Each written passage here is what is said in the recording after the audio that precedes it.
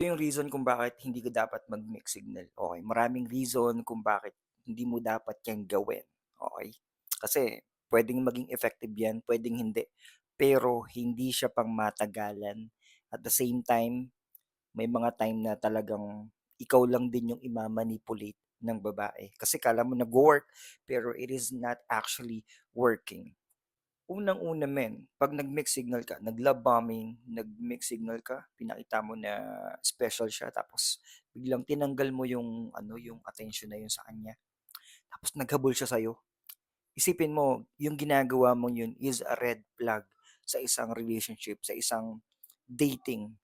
Pero isipin mo bakit nag-chase siya sa'yo, yung babae na yun nag-chase siya, kasi may ano, may missing part sa buhay nung babae na yan.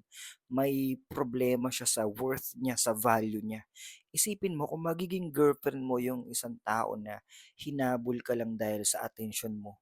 Hindi talaga siya na-attract sa value mo kundi dun lang sa attention na binigay mo tapos biglang nawala. At yung attention na yun puwede niyang hanapin sa ibang mga lalaki. Maraming lalaki ang magaling din mag-manipulate, hindi lang ikaw.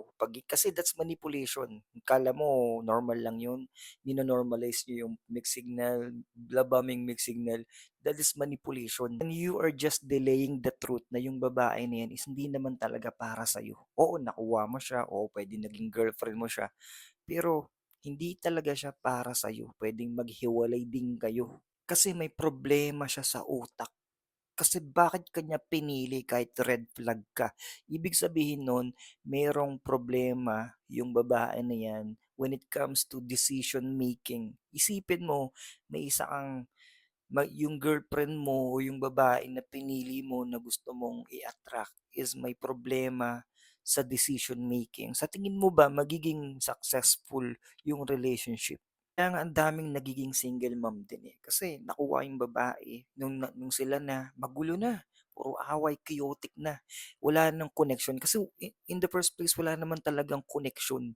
Kasi in-attract mo lang siya, minanipulate mo lang din siya. Idadagdag ko pa, 'pag nag-love bombing and mixed signal ka, there are women na mas magaling mag-manipulate. Actually, women sila talaga yung mas mabilis mag-improve yung communication skills, especially yung mga magagandang babae. Kasi paglabas pa lang nila sa bahay nila, may magko-compliment na sila sa kanila, may makikipag-usap na sa kanila, kung sino-sinong tao yung nakakaharap nila.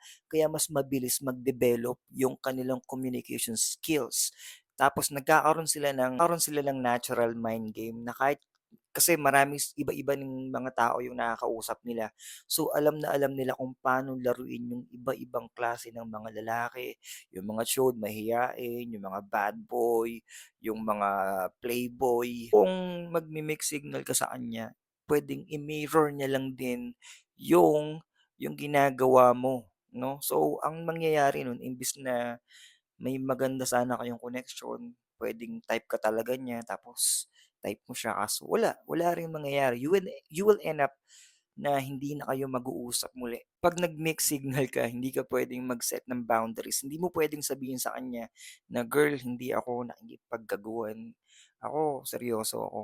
'No, hindi mo puwedeng sabihin sa kanya kasi in the first place hindi ka naman din consistent, 'di ba? Ang kapal naman ng mukha mo na sabihin sa kanya na hindi siya dapat nakikipag-chat sa iba, sabihin sa kanya na ano, na ikaw lang yung dapat ini-entertain niya, 'di ba? Ang kapal naman ng mukha mo, sabihin sa kanya yun, eh, kung ikaw mismo hindi ka consistent din na makilala siya, 'no? Kasi 'pag consistent ka na makilala siya, to get to know her more, you can set boundaries na pwede kayong umabot dun sa point na exclusivity, okey? Yung ikaw lang yung kinakausap niya, na as someone na puwedeng ma-level up yung relationship. Kung hindi ka talaga makakapag-set ng boundaries kasi ikaw mismo wala ka namang ano wala ka naman talagang good intentions or malabo talaga yung intentions mo. Makakapag-set ka lang ng boundaries 'pag alam niya talaga na gusto mo siya, okey, na talagang gustong-gusto mo siya, sinasabi mo talaga sa kanya yun.